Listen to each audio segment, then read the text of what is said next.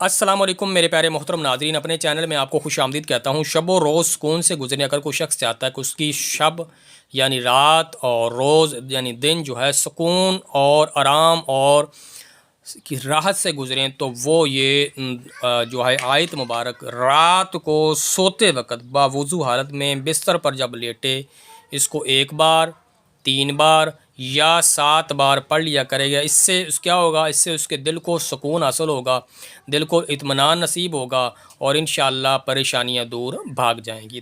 تو جو آیت مبارک ہے میں آپ کو پڑھ کے سنا دیتا ہوں، آپ آیت مبارک پڑھ کے اس کو بار بار سن کے بھی یاد کر سکتے ہیں۔ اللہم حرک قلبی بنار عشقی کا ورزقنی از دیار محبتی کا حتی لا یبغى شیع فی قلبی غیرو کا۔